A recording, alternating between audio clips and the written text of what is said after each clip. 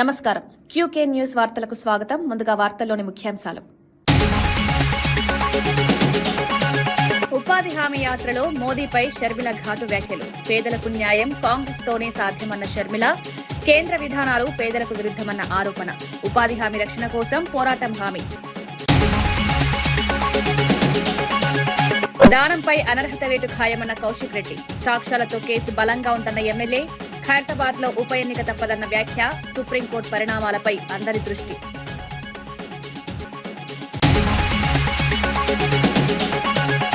నౌకాదళ విన్యాసాలతో మార్మోగిన విశాఖ తీరం. రాష్ట్రపతి సమీక్షలో 71 యుద్ధ నౌకల పరేడ్. ఐఎన్ఎస్ సముద్రపై రాష్ట్ర ప్రయాణం. భారత నౌకాదళ శక్తి ప్రపంచానికి ప్రదర్శన.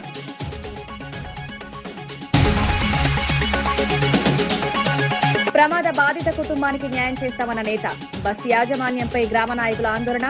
కంపెనీపై చర్యలు తీసుకోవాలన్న డిమాండ్. బాధిత కుటుంబానికి భరోసా ఇచ్చిన నరేందర్.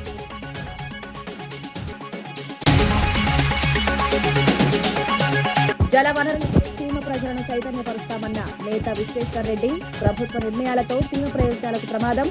నీటి హక్కుల రక్షణకు వైసీపీ కార్యక్రమాలు. ప్రాంతీయ ప్రయోజనాల కోసం గలమెత్తుతామన్న స్పష్టం. రాజమండ్రిలో మాజీ మంత్రి అంబటి రాంబాబు నిర్వహించిన మీడియా సమావేశం రాజకీయంగా చర్చనీయాంశమైంది. 18 రోజుల జైలు జీవితం తనలో మరింత కసిని పెంచిందని, ఎన్ని కుట్రలు చేసినా తాను భయపడబోనని స్పష్టం చేశారు. పోలీసుల సమక్షంలోనే తనపై దాడి జరిగిందని ఆరోపించారు. హోంమంత్రి అనితను లోకేష్ మానిటర్ చేస్తున్నారని విమర్శించారు. కూటమి ప్రభుత్వాన్ని ప్రజాస్వామ్యబద్ధంగా ఎదుర్కొంటామని, జగన్ వెంటే నడుస్తామని వెల్లడించారు. జైల్లో సామాన్యుడిలాగే ఉన్నారని, తనపై ఎన్ని కుతంత్రాలు పనినా ఐ డోంట్ కేర్ అంటూ చంద్రబాబుపై విరుచుకుపడ్డారు. రాజకీయ ప్రతీకారాలతో తనను లక్ష్యంగా చేసుకున్నారని, ప్రజలే తుది తీర్పు ఇస్తారని ధీమా వ్యక్తం చేశారు. వైసీపీ శ్రేణులు ధైర్యంగా ఉండాలని పిలుపునిచ్చారు. అలాగే కొంతమంది మద్దతు పలకలేదు, వారికి కూడా నా ధన్యవాదాలు. వారు ఏమన్నారంటే పెద్ద మాట అన్నారు, దానికి కూడా నేను గుంటూరు సమాధానం చెప్తా. అదేమన్నారంటే అసహ్యంగా మాట్లాడితే దాడులు చేయరా అని. అసహ్యంగా మాట్లాడితే దాడులు చేయదలుచుకుంటే ఎంతమంది మీద చేయాలి? అసహ్యంగా మాట్లాడే వాళ్ళ మీద అది ఒక అంశం. వాళ్ళకు కూడా నేను రేపు నా సమాధానాన్ని తప్పనిసరిగా చెప్తా. 18 రోజులు నన్ను జైల్లో పెడితే నేను భయపడతా అనుకున్నారేమో. భయపడే ప్రశ్న ఈ అంబటి రాంబాబుకు ఉద్భవించదని మనవి చేస్తున్నా. ఎందుకంటే ఈ చంద్రబాబు నాయుడు గారి ప్రభుత్వం వచ్చినప్పుడే జైల్లో ఉండటానికి సిద్ధపడ్డానని కూడా ఈ సందర్భంగా మనవి చేస్తున్నాం. నన్ను హింసించాలని, నన్ను జైల్లో పెట్టాలని చంద్రబాబు, లోకేష్ ఎప్పటి నుంచో ప్రయత్నం చేస్తున్నారు. ఎక్కడో దొరికాను, లోపల పెట్టారు. చూద్దాం, టైం విల్ కమ్ అగైన్. పరిస్థితులు మళ్ళా మారతాయి. ఈ పాపానికి వారు పరిష్కారం చేయక తప్పదని కూడా ఈ సందర్భంగా నేను మనవి చేస్తున్నాను. రాజమండ్రి సెంట్రల్ ప్రిజన్ నాకు పట్టుదలను పెంచే ఒక శిక్షణా కేంద్రం అని కూడా ఈ సందర్భంగా నేను మనవి చేస్తుంది. మరింత పట్టుదలగా, మరింత కసిగా ఎన్ని కేసులు పెట్టినా, ఎన్ని రోజులు జైల్లో ఉన్నా ఒక్క అడుగు కూడా వెనక్కు వెయ్యను. జగన్మోహన్ రెడ్డి గారి నాయకత్వంలో ఈ కూటమి ప్రభుత్వాన్ని ప్రజాస్వామ్యబద్ధంగా కూల్చేంత వరకు ఈ పోరాటం ఆగదు. ఎన్నిసార్లు జైల్లో పెట్టినా వెనక్కు వెళ్లే ప్రశ్న లేదు. అన్యాయంగా, అక్రమంగా జైల్లో పెట్టారు. నా ఇల్లు దహనం చేయడానికి ప్రయత్నం చేశారు, నా కార్లు బగలగొట్టారు, నా ఆఫీస్ బగలగొట్టారు, నా పెళ్ళాం బిడ్డల్ని తరిమి కొట్టారు, నన్ను చంపడానికి ప్రయత్నం చేశారు, తీసుకొచ్చి జైల్లో పెట్టారు. ఏమైంది? ఏమైద్దని అడుగుతా ఉన్నా. చంద్రబాబు నాయుడు అడుగుతా ఉన్నా, లోకేష్ను అడుగుతా ఉన్నా. ఏమైద్ది? ఏమీ కాదు. మళ్ళా కాలం తిరిగి వస్తుంది. అన్నిటికీ సమాధానం ఇవాళ చాలామంది మిత్రులు మాట్లాడారు. బయట జరిగిన సంఘటనలు నాకు తెలియదు, చాలా తక్కువ మాత్రమే, పేపర్లో ఉన్నవి మాత్రమే నేను తెలుసుకున్నాను. జైలు జీవితాన్ని నేను అనుకోకండి, ఎంజాయ్ చేశాను. ఎంత కఠినంగా ఉన్నా ఎంజాయ్ చేశాను. ఎందుకంటే ఒక రాజకీయ స్ఫూర్తితో రాజకీయాల్లోకి వచ్చినటువంటి వ్యక్తిని నేను. పట్టుదలగా ముందుకు సాగే వ్యక్తి. రాయలసీమ లిఫ్ట్ ఇరిగేషన్ ప్రాజెక్ట్ ను చంద్రబాబు తాకట్టు పెట్టారని వైసీపీ నేతలు మండిపడ్డారు. రేవంత్ రెడ్డితో కుదుర్చుకున్న చీకటి ఒప్పందం వల్ల సీమకు అన్యాయం జరుగుతోందని ఆరోపించారు. రేవంత్ కోరగానే ప్రాజెక్టు పనులు ఆపేయడం దుర్మార్గమని విమర్శించారు. దీనిపై చంద్రబాబు క్షమాపణ చెప్పాలని డిమాండ్ చేశారు. జగన్ హయాంలో ప్రారంభించిన ఈ ప్రాజెక్టు రక్షణ కోసం ఉద్యమాన్ని ఉధృతం చేస్తామని హెచ్చరించారు. రాయలసీమ ప్రజల నీటి హక్కులను కాపాడేందుకు రాజకీయ పోరాటం చేస్తామని స్పష్టం చేశారు. ఈ అంశంపై రాష్ట్ర వ్యాప్తంగా ఆందోళనలు చేపట్టే అవకాశం ఉందని సూచించారు. అని చెప్పేదే కాకుండా ఈరోజు 8 టీఎంసీలు అంటే హైడ్రల్ ప్రాజెక్టుతో కలిసి చేసే 8 రోజుకి ఎత్తేసేదే కాకుండా ఇంకా కూడా 2-3 ప్రాజెక్టులు ఇంకా అదనంగా కూడా ఇంకా 2-3 టీఎంసీలు అనేది కూడా కొట్టేదానికి కూడా ప్రాజెక్టులు కూడా ప్రారంభిస్తానని చెప్పేసి స్వయంగా రేవంత్ గారే ప్రకటించడం కూడా జరిగింది. ముఖ్యమంత్రిగా చంద్రబాబు నాయుడు దాన్ని ఖండిస్తారని చెప్పేసి ఈ రాష్ట్ర ప్రయోజనాలు ముఖ్యంగా రాయలసీమ యొక్క ప్రయోజనాలు కరువు పీడిత ప్రాంతమైన రాయలసీమ ప్రయోజనాలు కూడా కాపాడుతాడని చెప్పేసి మేము అందరూ కూడా అనుకుంటే దానికి విరుద్ధంగా కూడా ఎందుకంటే ఇతను సహజంగా కూడా వ్యవసాయమే దండగని చెప్పేవాడు, ఆ అభిప్రాయంతో ఉండేవాడు.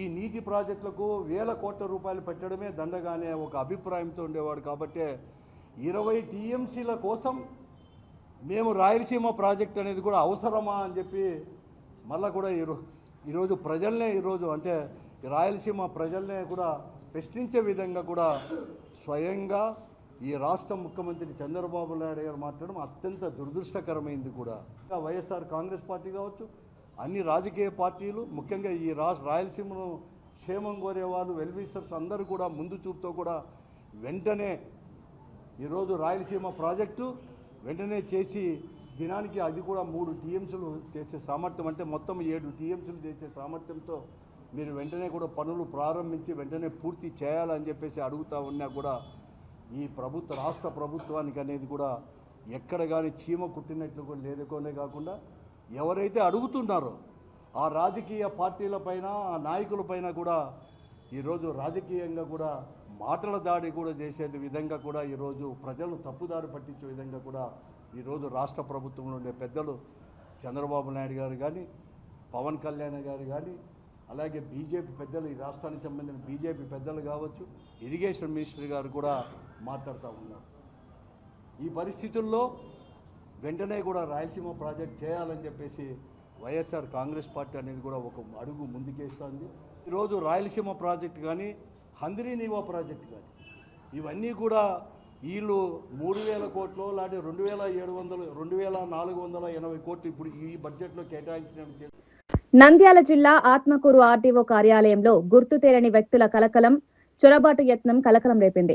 రికార్డు రూమ్ పక్కనే ఉన్న సిరికల్చర్ గది గోడకు కన్నం వేయడం అనుమానాలకు దారితీస్తుంది. కార్యాలయంలో 8 సీసీ కెమెరాలు ఉన్నప్పటికీ రికార్డు రూమ్ విజువల్స్ మాత్రమే డిలీట్ కావడం సందేహాలు పెంచుతోంది. కీలక పత్రాల చోరీ కోణంలో పోలీసులు విచారణ చేపట్టారు. ఆర్డీఓ నాగజ్యోతి స్పందిస్తూ తమ రికార్డు భద్రంగానే ఉన్నాయని తెలిపారు. ఘటనపై అధికారిక ఫిర్యాదు ఇచ్చామని, దర్యాప్తు కొనసాగుతోందని వెల్లడించారు. భద్రతా లోపాలపై సమగ్ర విచారణ జరపాలని డిమాండ్లు వినిపిస్తున్నాయి. మనకి 8 సీసీ కెమెరాస్ కూడా ఉన్నాయి. అయితే సిరికల్చర్ బిల్డింగ్లో చాలా గదులు ఉన్నాయి, వాళ్ళవి వెనకల పాడుబడిన గదులు కూడా ఉన్నాయి, క్వార్టర్స్లు అవి. అందులో మనకి ఈ సిరికల్చర్ బిల్డింగ్లోని ఒక అన్యూజ్డ్ పోర్షన్ సంబంధించి తలుపు రంధ్రం చేయబడి ఉంది. అది ఎప్పుడు చేసి ఉన్నారనేది మనకి తెలియదు. అయితే ఈ విషయంలో మనం ముందు జాగ్రత్తగా, ఎందుకంటే మనకు ఆర్డీఓ ఆఫీస్లో రికార్డ్స్, తర్వాత వాల్యుబుల్ సిస్టమ్స్, ప్రింటర్స్, తర్వాత స్కానర్స్, ఫర్నిచరు, వీసీ హాలు ఇవన్నీ ఉంటాయి. కాబట్టి మరి ఈ వాల్యుబుల్ ఫర్నిచర్ జాగ్రత్తగా ఉండడానికి మనం ముందు జాగ్రత్తగా నిన్న సాయంత్రమే మన సిఐ గారికి పెట్రోలింగ్ జాగ్రత్తగా చేసుకోమని ఒక లెటర్ కూడా ఇవ్వడం జరిగింది. ఇదండి విషయము. సో కాబట్టి మనకి ఆ పోర్షన్ ఓన్లీ సిరికల్చర్కి సంబంధించిన ఒక పాడుబడిన అంటే అన్యూజ్డ్ పోర్షన్, అందులో ఎటువంటి సామాగ్రి లేవు, అది అన్యూజ్డ్ పోర్షన్. ఇదండి విషయము. థ్యాంక్ యూ అండి. సో కాబట్టి దీని మీద ఎవరు కూడా ఎటువంటి అనుమానాలు పెట్టుకోవాల్సిన అవసరం లేదు, అంతా కూడా మనం సేఫ్టీగా ఉన్నాయి. మీ ఆఫీస్ ఫైల్స్ అన్నీ ఉన్నాయి మేడం? మీ ఆఫీస్ ఫైల్స్ అన్నీ సేఫ్? మా రూమ్కి ఆ పాడుబడిన బంగ్లాకి ఎటువంటి సంబంధం లేదండి, అది వేరే పోర్షన్. కాబట్టి ఈ మన ఆఫీస్కి సంబంధించింది కదా. అయితే అనుమానం కొంతమంది ఏదో ఫేక్ న్యూస్గా నడుస్తుందని చెప్పడంతో మేము ఇప్పుడు మనకి నంద్యాల జిల్లా కానాలపల్లిలో ఉపాధి హామీ పరిరక్షణ యాత్ర చేపట్టిన ఏపీ కాంగ్రెస్ అధ్యక్షురాలు వైఎస్ షర్మిల తీవ్ర వ్యాఖ్యలు చేశారు.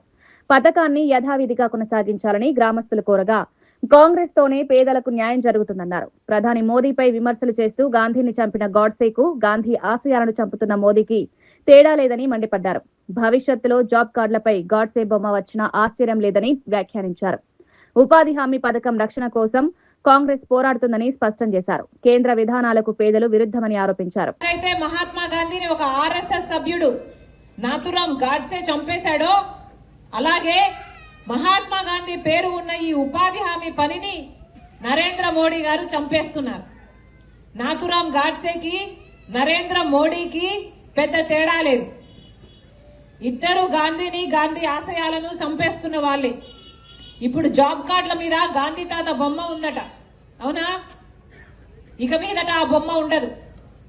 నరేంద్ర మోడీ బొమ్మ ఉంటది కావచ్చు, లేక గాడ్సే బొమ్మ ఉంటది కావచ్చు, తెలియదు. కానీ ఒక పథకాన్ని కూనీ చేయటం లేదు, ఈ పథకంలో ఉన్న సారాన్ని మొత్తము తీసేస్తున్నారు. కాంగ్రెస్ పార్టీ తెచ్చిన ఉపాధి హామీ పనికి ఇప్పుడు బీజేపీ తెస్తున్న ఈ కొత్త చట్టానికి చాలా తేడా ఉంది. నక్కకు నాగలోకానికి ఉన్నంత తేడా ఉంటుంది. ఎందుకంటే రాజశేఖర రెడ్డి గారు కాంగ్రెస్ పార్టీ తెచ్చిన ఉపాధి హామీ పనిలో గ్రామానికి సంబంధించిన పనులు జరిగేవి. అంటే గ్రామంలో పొలిమేర పని చేసుకోవాలన్నా లేక ఒక బావితో. ఎమ్మెల్యే దానం నాగేందర్ అనర్హత కేసులో కొత్త ట్విస్ట్ చోటు చేసుకుంది. బీజేపీ ఎల్పీ నేత ఏలేటి మహేశ్వర్ రెడ్డి మాట్లాడుతూ దానంను సస్పెండ్ చేస్తూ సుప్రీంలో బీఆర్ఎస్ అఫిడవిట్ ఇచ్చిందని ఆరోపించారు. ఈ అంశం తెలుసా అంటూ క్రాస్ ఎగ్జామినేషన్ లో దానం అడ్వకేట్లు ప్రశ్నించారని తెలిపారు. బీఆర్ఎస్ ఈ విషయాన్ని ఎందుకు దాచిపెట్టిందని ప్రశ్నించారు. సుప్రీంలో అఫిడవిట్ ఇచ్చుంటే దానంపై కేసే ఉండదని వ్యాఖ్యానించారు. ఈ వ్యవహారం రాజకీయంగా కొత్త చర్చకు దారితీసింది. తదుపరి విచారణపై అందరి దృష్టి నిలిచింది. ఇన్వైట్ చేసి పొద్దున్న 11 గంటల నుంచి ఇప్పటి వరకు మరి అనేకమైనటువంటి ప్రశ్నలతోటి కన్ఫ్యూజ్ చేసేటువంటి ప్రయత్నం చేశారు తప్ప వాస్తవంగా మరి సుమోటగా తీసుకొని వెంటనే డిస్క్వాలిఫై చేసే విధంగా అన్ని ఆధారాలు ఉన్నప్పటికీ ఎలాంటి ఆలోచనలు లేకుండా మరి ఈరోజు స్పీకర్ గారు, క్వాసీ జ్యుడిషియల్ పవర్ ఉన్నటువంటి స్పీకర్ గారు ఈరోజు ఒక నిర్ణయాన్ని ఏ రకంగా వాయిదా వేయాలా, ఏ రకంగా డ్రాగ్ చేయాలా, ఏ రకంగా దీనిని నీరుగార్చాలనే ఆలోచన మాత్రమే చేస్తున్నట్టుగా స్పష్టమవుతున్నది. కూటమి ప్రభుత్వం రాయలసీమకు వ్యతిరేక నిర్ణయాలు తీసుకుంటోందని సింగనమల వైఎస్ఆర్సీపీ ఇన్ఛార్జ్ సాకి శైలజానాథ్ ఆరోపించారు. ఇద్దరు తెలుగు ముఖ్యమంత్రులు చంద్రబాబు, రేవంత్ రెడ్డి కలిసి సీమకు నీళ్లందకుండా కుట్ర చేస్తున్నారని విమర్శించారు. జలవనరుల విషయంలో ప్రాంతీయ అన్యాయం జరుగుతోందన్నారు. రాయలసీమ ప్రజల హక్కులను కాపాడేందుకు రాజకీయంగా పోరాటం చేస్తామని స్పష్టం చేశారు. నీటి సమస్యపై రాష్ట్ర వ్యాప్తంగా ఉద్యమాన్ని చేపడతామని హెచ్చరించారు. సీమ అభివృద్ధిని అడ్డుకునే ప్రయత్నాలు ప్రజలు తిప్పికొడతారని పేర్కొన్నారు. రాయలసీమ ప్రజల యొక్క గొంతుకి తడి రాకూడదు. రాయలసీమ ఎత్తిపోతల పథకాన్ని ఆపేయాలి, మీరు ఆపేయండి అని ఆయన చెప్పడం, మన ముఖ్యమంత్రి గారు తల ఊపడం, పనులు ఆపేయడం, చివరికి ఇంకా చాలా దూరం వెళ్ళి ఆయన రాయలసీమ ప్రజలకు క్షమాపణ చెప్పాల్సింది పోయి రాయలసీమ ఎత్తిపోతల పథకం దేనికి పనికొస్తుంది 20 టీఎంసీల నీళ్ళు అనే విధంగా మాట్లాడడం అన్నది ఇక్కడ మనం అందరం గమనించాలి.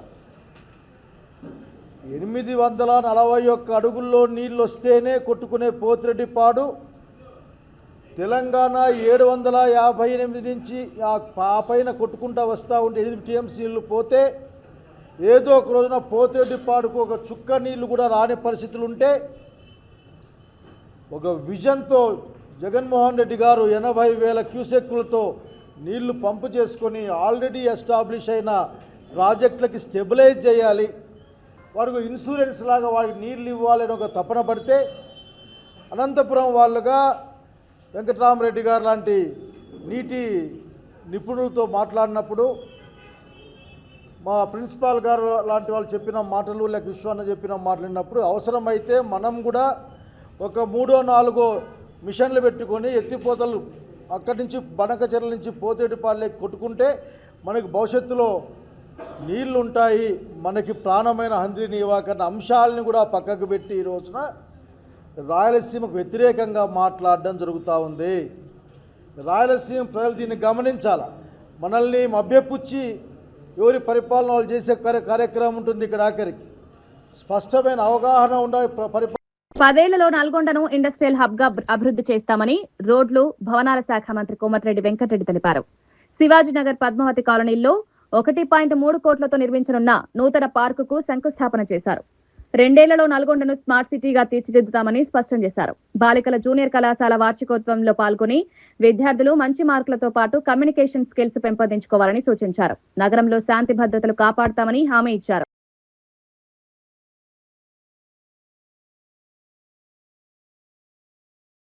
వెంకటరెడ్డి తెలిపారు. వెనుకబడి ఈ నల్గొండ టౌన్ ని హైదరాబాద్ దగ్గర ఉన్నాయి. పక్కకెళ్ళి విజయవాడకి 8 లేన్గా 10,410 కోట్లు. రేపు పొద్దున ఢిల్లీకి పోతున్నాం. మధ్యాహ్నం రేపు గడ్కరీ గారి దగ్గర మీటింగ్ ఉంది. 10,400 కోట్లతోని దాన్ని 8 లేన్గా పిలుస్తున్నాం. ఇక్కడ హాలియా గుర్రంపూడి మధ్యలో నుంచి గ్రీన్ ఫీల్డ్ హైవే 2,000 కోట్లతోని Hyderabad to Bandar via Amaravati ring road మీదకెళ్లి అదొక 20,000 కోట్లు. దాని పక్క నుంచే బుల్లెట్ ట్రైన్. సో రేపు నల్గొండ జిల్లా ఒక ఇండస్ట్రియల్ హబ్ కాబోతున్నది. 10 ఏళ్లలో ఇవన్నీ చేయాలంటే ఇంకా కష్టపడాలి. కాబట్టి సమయం వృధా చేయకుండా మొత్తం పనిలో పడ్డాము. జలవనరుల విషయంలో రాయలసీమ ప్రాంతానికి ప్రమాదం పొంచి ఉందని మాజీ ఎమ్మెల్యే వై విశ్వేశ్వరరెడ్డి అన్నారు. ఈ ప్రభుత్వం నిర్ణయాలతో సీమ ప్రయోజనాలను దెబ్బతీస్తుంటున్నాయని ఆరోపించారు. ప్రజలను చైతన్యవంతం చేసి ప్రభుత్వంపై ఒత్తిడి తీసుకొస్తామని తెలిపారు. రాయలసీమ నీటి హక్కుల రక్షణ కోసం వైఎస్ఆర్ కాంగ్రెస్ పార్టీ పలు కార్యక్రమాలు చేపడుతుందని చెప్పారు. ప్రాంతీయ ప్రయోజనాల కోసం రాజకీయంగా గలమెత్తుతామని స్పష్టం చేశారు. ఈ ప్రాంత ప్రజలకు జలవనరుల విషయంలో ఏర్పడినటువంటి ప్రమాదం దృష్ట్యా రాబోయే కాలంలో ఈ ప్రాంత ప్రజలను చైతన్యవంతులు చేసి ప్రభుత్వాలపైన ఒత్తిడి తెచ్చి ప్రాంత ప్రయోజనాలు కాపాడాలనే ఉద్దేశంతోనే ఈ కార్యక్రమాలు చేస్తూ ఉన్నాం. ముఖ్యంగా రాష్ట్రంలో ఏర్పడిన ప్రత్యేక పరిస్థితులు, విభజన అనంతరం ఏర్పడిన పరిస్థితులు కానీ, లేకపోతే ఆల్మట్టి ఎత్తు పెంచడం ద్వారా ఎదురవుతున్నటువంటి ప్రమాదం దృష్ట్యా కానీ రాబోయే కాలంలో రాయలసీమ ప్రాజెక్ట్స్ ప్రశ్నార్థకంగా మారేటువంటి ప్రమాదం ఉంది. ప్రత్యేకించి ఈ సందర్భంలో ఈ విధంగా సంకుచిత ప్రయోజనాల కోసం రాజీ పడి ఈ ప్రాంతానికి ద్రోహం చేయడం అనేటువంటిది చాలా తీవ్రమైనటువంటి విషయంగా మనందరం కూడా పరిగణించాల్సి వస్తుంది. రాయలసీమ ప్రాజెక్టులకు ఈరోజు ఏర్పడిన ప్రమాదం గురించి ఇంతకుముందు కూడా మా లీడర్స్ అంతా కూడా తెలియజేయడం జరిగింది. ముఖ్యంగా చంద్రబాబు నాయుడు గారు ముఖ్యమంత్రి అయిన తర్వాత ఏ ప్రభుత్వం అయినా కానీ అంతకుముందు ప్రభుత్వం ఏదైనా పాజిటివ్గా చేస్తే వాటిని ముందుకు తీసుకుపోవాలా. పార్టీలు మారుతూ ఉండొచ్చు, ప్రభుత్వం అనేటువంటిది శాశ్వతమైంది. అట్లాంటిది రాయలసీమ ప్రాజెక్టు విషయంలో 3,000 కోట్ల టెండర్స్ పిలిచి 1,000 కోట్ల రూపాయలు. దానంపై అనర్హత వేటు ఖాయమన్న కౌశిక్ రెడ్డి. దానం నాగేందర్ కాంగ్రెస్ తరపున సికింద్రాబాద్ పార్లమెంట్ పోటీలో నిలబడి 4,29,000 ఓట్లు పొందినట్లు సాక్ష్యాలతో చూపించామని ఎమ్మెల్యే కౌశిక్ రెడ్డి తెలిపారు. ఖచ్చితంగా దానంపై అర్హత వేటు పడుతుందని ధీమా వ్యక్తం చేశారు. ఖైరతాబాద్ లో ఉప ఎన్నిక తప్పదన్నారు. సుప్రీంకోర్టు పరిణామాలపై స్పష్టత వస్తుందని పేర్కొన్నారు. ఈ వ్యవహారం రాజకీయంగా కీలక మలుపు తీయనుందని వ్యాఖ్యానించారు. వారు ఒక్కటే అడుగుతా ఉన్నారు, మీరు పిటిషన్ ఇచ్చిర్రు కానీ వారి కప్పుకున్న కండువ మీద హ్యాండ్ సింబల్ లేదు కదా, మరి కాంగ్రెస్ పార్టీ కండువ కాదు కదా అని అంటా ఉన్నారు. నేను క్లియర్గా చెప్పిన కాంగ్రెస్ పార్టీ కండువ అంటేనే ట్రై కలర్ కండువ. ఖచ్చితంగా దీపాదాస్ మున్షి నాయకత్వంలో, టీపీసీసీ ప్రెసిడెంట్ రేవంత్ రెడ్డి గారి నాయకత్వంలో మార్చి 15/3/2024 నాడ కండువ కప్పుకొని కాంగ్రెస్ పార్టీలో చేరిండని చెప్పిన. మార్చి 21/2024లో కాంగ్రెస్ పార్టీ సికింద్రాబాద్ పార్లమెంట్ క్యాండిడేట్గా ఏఐసిసి అనౌన్స్ చేసింది. వారి ఏఐసిసి లిస్టులో అనౌన్స్ చేసిన లిస్టులో 46వ నంబర్లో దానం నాగేందర్ గారి పేరు ఉన్నది అని అన్ని కూడా ఎవిడెన్స్తో సహా చూపించడం జరిగింది. దానం నాగేందర్ గారు కాంగ్రెస్ పార్టీ పక్షాన పోటీ చేసి సికింద్రాబాద్ పార్లమెంట్లో 4,29,000 ఓట్లు ఇవాళ తనకి పడ్డాయి. ఇది క్లియర్ కట్ కేసు. ఖచ్చితంగా మీరు దానం నాగేందర్ గారిని వెంటనే డిస్క్వాలిఫై చేయాలి అని వారు అడిగిన ప్రతి క్వశ్చన్లో కూడా నేను జవాబు చెప్పడం జరిగింది. నాకు పూర్తి నమ్మకం విశ్వాసం ఉన్నది, ఖచ్చితంగా స్పీకర్ గారు దానం నాగేందర్ గారిని డిస్క్వాలిఫై చేస్తారని. రేవంత్ రెడ్డి గారు పిసిసి ప్రెసిడెంట్ గా ఉన్ననాడు రేవంత్ రెడ్డి గారే స్వయంగా స్టేట్మెంట్ ఇచ్చిండ్రు, పార్టీ మారిన వాళ్ళని రాళ్లతోని కొట్టి చంపండి అని చెప్పిండు ఆ రోజు. మరి ఆ రోజు రేవంత్ రెడ్డి గారు చెప్పిన మాటకి ఈ రోజు రేవంత్ రెడ్డి గారు ఏం చేస్తున్నారని నేను అడుగుతా ఉన్నాను. మరి బీఆర్ఎస్ పార్టీ నుంచి చేర్చుకున్న 10 మంది ఎమ్మెల్యేలని మరి ఎందుకు రాళ్లతోని కొట్టి చంపుతలేవు రేవంత్ రెడ్డి గారు అని నేను అడుగుతా ఉన్నాను. ఖచ్చితంగా దానం నాగేందర్ గారిని డిస్క్వాలిఫై అవుడు పక్కా, ఖైరతాబాద్ లో బై ఎలక్షన్స్ వచ్చుడు పక్కా అని చెప్పి సందర్భంగా తెలియజేస్తూ, కానీ ఖచ్చితంగా చెప్తున్నా, మీరు ఎన్ని చిల్లర పనులు చేసినా ఎన్ని దొంగ నాటకాలు చేసినా ఖచ్చితంగా వచ్చే అసెంబ్లీ ఎన్నికలలో మాత్రం ఖచ్చితంగా మీకు ప్రజలు బుద్ధి చెప్పబోతా ఉన్నారని చెప్పి సందర్భంగా తెలియజేస్తూ సెలవు తీసుకుంటా ఉన్నాను. జై తెలంగాణ, జై కేసీఆర్. సీఎం రేవంత్ రెడ్డి కేవలం ప్రకటనలు ఆర్భాటాలకే పరిమితమయ్యారని ఎమ్మెల్యే కేపీ వివేకానంద్ విమర్శించారు. హైడ్రా పేరుతో హైడ్రామా చేశారని అన్నారు. పార్కులకు ఫెన్సింగ్ వేసి గొప్ప పని చేసినట్లు ప్రచారం చేసుకుంటున్నారని ఎద్దేవా చేశారు. మూసీ సుందరీకరణ పేరుతో హడావిడి చేసి ఇప్పుడు మౌనం పాటిస్తున్నారని పేర్కొన్నారు. హైదరాబాద్ అభివృద్ధిపై స్పష్టమైన దిశానిర్దేశం లేదని ఆరోపించారు. నగర పరిపాలనపై అవగాహన ఉన్న మంత్రి కేబినెట్ లో లేడని వ్యాఖ్యానించారు. ముఖ్యమంత్రి గారు ఆర్భాటాలు చేసి పెద్ద ఎత్తున హంగామా చేసి మేము ఇది చేయబోతున్నాం అది చేయబోతున్నాం అని చెప్పి ప్రజలని మభ్యపెట్టి మోసం చేసే ప్రయత్నమే చేస్తున్నదే తప్ప చేసింది ఏమీ లేదని చెప్పి స్పష్టంగా తెలియజేస్తా ఉన్నాను. మొదట మెట్రో పనుల గురించి మరి నిన్న ముఖ్యమంత్రి గారు సమీక్ష నిర్వహిస్తూ ఈ మెట్రో గురించి ఎక్కడ కూడా ప్రస్తావించడం కనపడతలేదు. మెట్రో ఒక్కడు కూడా ముందు పడతలేదు. మెట్రో పనులు, మెట్రో ఎక్స్పాన్షన్ పనులు ఎక్కడికక్కడ పెండింగ్ పడిపోయినాయి. గతంలో కేసీఆర్ గారి నాయకత్వంలో కేంద్ర ప్రభుత్వం సహకరించకున్నా రాష్ట్ర ప్రభుత్వం నిధులతోని మాక స్వయం శక్తితోని మెట్రో ఫేజ్ 1ని పూర్తి చేసి ప్రజలకు అందుబాటులో తీసుకొచ్చినటువంటి ఘనత మరి ఆ రోజు మా కేసీఆర్ గారి నాయకత్వంలో అప్పుడున్నటువంటి పురపాలక శాఖ మంత్రి కేటీఆర్ గారి నాయకత్వంలో పూర్తి చేసిన సంగతి గుర్తు చేస్తా ఉన్నాను. మెట్రో పనులు గతంలో మంజూరైన పనులని క్యాన్సిల్ చేసి మరి చేపట్టినటువంటి పనులు ఎక్కడికక్కడ ఆగిపోయి నత్తనడకన నడుస్తూ ముందు పోలేని పరిస్థితి ఉన్నది. మరి అక్కడ నార్త్ హైదరాబాద్ కి ప్రధానంగా డిమాండ్ ఉన్నది. దాని గురించి ఎక్కడ కూడా ప్రస్తావన గానీ ప్రయత్నం గానీ కనబట్టలేదు. దీన్ని బట్టి స్పష్టంగా అర్థమవుతోంది ముఖ్యమంత్రి గారు మెట్రో ఎక్స్పాన్షన్ చేయడంలో విఫలమవుతున్నాడు అని చెప్పి స్పష్టంగా తెలుస్తా ఉంది. రెండోది మూసీ అని చెప్పి అరాచకం సృష్టించినటువంటి ముఖ్యమంత్రి గారు మూసీ పనులు కేవలము కాగితాలకే పరిమితం అవుతా ఉన్నది. ఆ ఒక 3Dలో సినిమా చూపెట్టడానికి ప్రయత్నం పనికొస్తుంది తప్ప మూసీ పనులు అనేది అసలు ఎక్కడ కూడా జాడ లేదు. మూసీ ప్రక్షాళన పేరు మీద, మూసీ రివర్ ఫ్రంట్ పేరు మీద సృష్టించినటువంటి ఒక అరాచకం మామూలు విషయం కాదు. ఏ రకంగా పేదల ఇండ్లు కూలగొట్టినారో చూసినా కానీ ఒక్క పని కూడా ముందుకు పోయేటువంటి పరిస్థితి కనపడుతోంది మూసీ సంబంధించి. మరి మూడోది ఇన్ఫ్రాస్ట్రక్చర్ సంబంధించిన హెచ్సిటీ అయినా నామకరణం చేసి మేము గతంలో చేసినటువంటి స్ట్రాటజిక్ రోడ్ డెవలప్మెంట్ ప్రోగ్రామ్ కానీ స్ట్రాటజిక్ నాలా డెవలప్మెంట్ ప్రోగ్రామ్ కింద ఎంతో పెద్ద ఎత్తున పనులు చేసి ప్రజల మనల్ని పొందగలిగినాం. వాటిని పేరు మార్చి హెచ్సిటీ అనే పేరు తీసుకొచ్చి ఆ హెచ్సిటీ పనులన్నీ కూడా ఎక్కడికక్కడ కుంటపడిపోయినాయి. ఎక్కడ పనులు జరగట్నే లేదు, దాని గురించి ప్రస్తావన లేదు, దాని గురించి రివ్యూ లేదు. ఇప్పటి వరకు కూడా శాఖ మొత్తం ముఖ్యమంత్రి గారి దగ్గర ఉంది, దాన్ని పట్టించుకునే నాదుడే లేడు. హైదరాబాద్ చెందినటువంటి వ్యక్తి మంత్రి ఎవరు లేరు. అజరుద్దీన్ గారిని కేవలం నామాత్రం జూబ్లీ. రాష్ట్రంలో కాంగ్రెస్ పార్టీకి ప్రత్యామ్నాయం లేదని పిసిసి అధ్యక్షుడు మహేష్ కుమార్ గౌడ్ వెల్లడించారు. స్థానిక సంస్థల ఎన్నికల్లో పార్టీ బలం రుజువైందన్నారు. ఈ ఎన్నికల్లో 87.5% ఎస్సీ, ఎస్టీ, బీసీలకు టికెట్లు ఇచ్చామని తెలిపారు. అభ్యర్థులు ఎంపిక సర్వేలు స్థానిక పరిస్థితుల ఆధారంగా జరుగుతుందన్నారు. మంత్రివర్గంపై పీసీసీ జోక్యం ఉండదని స్పష్టం చేశారు. వికారాబాద్ లో డీసీసీ శిక్షణ తరగతులు నిర్వహిస్తామని అగ్రనేతలు ఖర్గే, రాహుల్ గాంధీలు హాజరవుతారని వెల్లడించారు. పార్టీ నిర్మాణం, సంక్షేమంపై ఢిల్లీలో సమీక్ష జరుగుతుందన్నారు.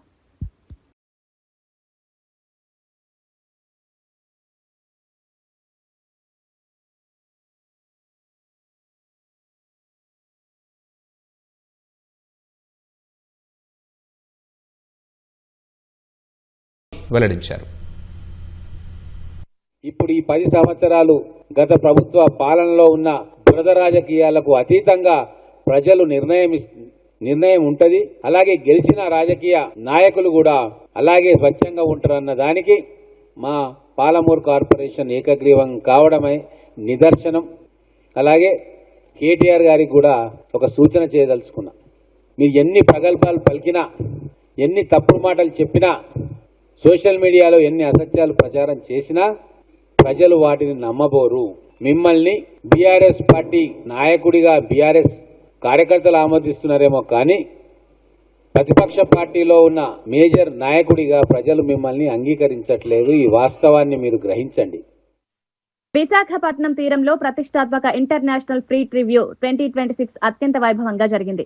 భారత రాష్ట్రపతి ద్రౌపది ముర్ము సమీక్షలో పాల్గొని 71 యుద్ధ నౌకల పరేడ్ ను వీక్షించారు.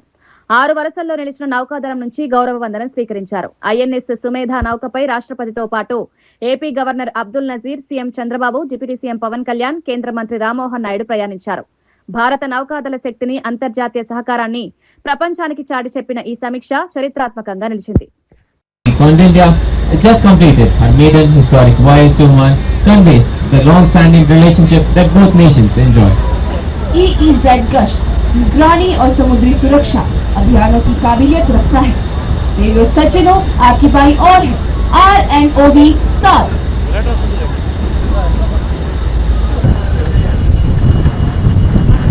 भारत की संप्रभु उपस्थिति का प्रतीक है। వైఎస్ఆర్ జిల్లా కమలాపురం నియోజకవర్గంలో జరిగిన బస్సు ప్రమాదం అనంతరం బాధిత కుటుంబానికి న్యాయం చేయాలని గ్రామ నాయకులు ఆందోళనకు దిగారు. డిక్షన్ కంపెనీకి చెందిన రాజలక్ష్మి ట్రావెల్స్ బస్సు ప్రమాదం చేసి పట్టించుకోలేదని ఆరోపించారు. కమలాపురం ఇన్ఛార్జ్ నరేన్, రామాంజుల రెడ్డి కంపెనీ యాజమాన్యాన్ని కలిసి కుటుంబానికి న్యాయం చేయాలని డిమాండ్ చేశారు. బాధిత కుటుంబానికి భరోసా కల్పిస్తూ ఖచ్చితంగా న్యాయం జరిగేలా చూస్తామని తెలిపారు. గ్రామ నాయకులు పెద్ద సంఖ్యలో పాల్గొన్నారు. రేడియో స్టేషన్ దగ్గర మన ఏపీఐసి ఆర్చ్ దగ్గర యాక్సిడెంట్ కావడం జరిగింది. అంటే డిక్సన్ కంపెనీకి సంబంధించినటువంటి రాజలక్ష్మి ట్రావెల్స్ అనే ఒక ట్రావెల్స్ బస్సు మన విజయ్ కుమార్ రెడ్డిని యాక్సిడెంట్ చేయడం జరిగింది. పూర్తిగా అతను కోమాలోకి వెళ్ళిపోవడం జరిగింది. పూర్తి నిర్లక్ష్యంగా ఆ బస్సు యాజమాన్యం అయితే పూర్తి నిర్లక్ష్యంగా, బాధ్యతారహితంగా అసలు అతన్ని పట్టించుకున్న పాపాన కూడా పోలేదు. అయితే తిరుపతికి తీసుకెళ్ళారు స్విమ్స్కి. ఆయన కోమాలోకి వెళ్ళిన తర్వాత నిన్నగాక మొన్న కోమా నుంచి బయటికి రావడం జరిగింది. పూర్తిగా ప్యారలైజ్ అయిపోయాడు విజయ్ కుమార్ రెడ్డి అనే వ్యక్తి. అతను పని చేస్తేనే అతనికి కూలి తినే పరిస్థితి. వాళ్ళ ఫాదర్ కూడా ఉన్నారు, వాళ్ళ ఇల్లు కూడా ఇక్కడే ఉంది. సో ఆ బస్సు యాజమాన్యం కావచ్చు, వాళ్ళ ఓనర్కి కావచ్చు, పలుసార్లు నేను కావచ్చు, గ్రామస్తులు కావచ్చు, అందరూ ఫోన్ చేసినా కానీ ఎటువంటి రెస్పాన్స్ ఇవ్వలేని పరిస్థితిలో ఇవాళ బస్సు రోకో చేయాల్సిన పరిస్థితి వచ్చింది. సో బస్సు రోకో చేసిన తర్వాత కంపెనీ యాజమాన్యం వాళ్ళు కూడా అందరూ కూడా రావడం జరిగింది. ఈరోజు పెసల్ల పల్లెకి వచ్చాము. విజయ్ కుమార్ రెడ్డిని కంపెనీ వాళ్ళు యాజమాన్యం వాళ్ళు కూడా వచ్చారు. ఈయన దిలీప్ అని చెప్పేసి కంపెనీ అడ్మిన్, ఇతను నరేష్ అని చెప్పేసి హెచ్ఆర్ మేనేజర్ డిక్సన్ కంపెనీకి, వారు కూడా రావడం జరిగింది. మా ప్రధానమైన డిమాండ్ ఏమిటంటే ఖచ్చితంగా విజయ్ కుమార్ రెడ్డి గారికి ఇప్పటికైతే ఎంతవరకైతే వైద్యం ఖర్చులైనాయో పూర్తిగా అది చెల్లించాలి. అతను పూర్తిగా ప్యారలైజ్ అయి ఉన్నాడు. అతన్ని మళ్ళీ తిరిగి అతను మంచి స్టేజ్కి వచ్చేంత వరకు, అంటే మళ్ళీ తిరిగి ఆయన పనులను చేసుకునే స్టేజ్కి వచ్చేంత వరకు కూడా ఆయనకు హాస్పిటల్ ఖర్చులు అయితే హాస్పిటల్ ఖర్చులు కావచ్చు, తర్వాత అతను పని చేసుకోలేకపోతున్నాడు కాబట్టి ఇన్ని రోజులకు అతనికి కాంపెన్సేషన్ కూడా డిక్సన్ వాళ్ళు లేకపోతే ఆ రాజలక్ష్మి ట్రావెల్స్ ద్వారా మీరు ఖచ్చితంగా ఇప్పియాలని చెప్పేసి మీ అందరికీ విజ్ఞప్తి చేస్తున్నాము. చాలా పూర్ ఫ్యామిలీ, మనం కూడా చూసాము. వాళ్ళ ఫాదర్ కూడా బైపాస్ సర్జరీ చేసుకొని ఉన్నారు. సో తప్పకుండా ఈ పేద ఫ్యామిలీని ఆదుకోండి. పూర్తిగా కూడా వైఎస్ఆర్సీపీ ప్రభుత్వంలోనే మన ఫ్యాక్టరీ కూడా రావడం జరిగింది. వార్తలు ముగించే ముందు ముఖ్యాంశాలు మరోసారి. ఉపాధి హామీ యాత్రలో మోదీపై షర్మిల ఘాటు వ్యాఖ్యలు. పేదలకు న్యాయం కాంగ్రెస్ తోనే సాధ్యమన్న షర్మిల, కేంద్ర విధానాలు పేదలకు విరుద్ధమన్న ఆరోపణ. ఉపాధి హామీ రక్షణ కోసం పోరాటం హామీ. దానంపై అనర్హత వేటు ఖాయమన్న కౌశిక్ రెడ్డి. సాక్ష్యాలతో కేసు బలంగా ఉందన్న ఎమ్మెల్యే. ఖైరతాబాద్ లో ఉప ఎన్నిక తప్పదన్న వ్యాఖ్య. సుప్రీంకోర్టు పరిణామాలపై అందరి దృష్టి.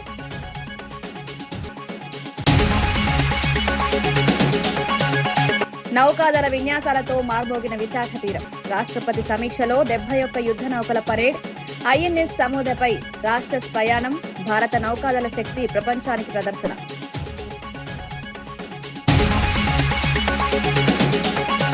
ప్రమాద బాధిత కుటుంబానికి న్యాయం చేస్తామన్న నేత. బస్ యాజమాన్యంపై గ్రామ నాయకుల ఆందోళన. కంపెనీపై చర్యలు తీసుకోవాలన్న డిమాండ్. బాధిత కుటుంబానికి భరోసా ఇచ్చిన నరేంద్ర.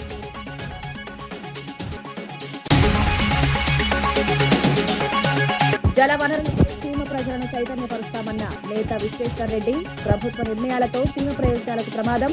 నీటి హక్కుల రక్షణకు వైసీపీ కార్యక్రమాలు. ప్రాంతీయ ప్రయోజనాల కోసం గలమెత్తుతామన్న స్పష్టం.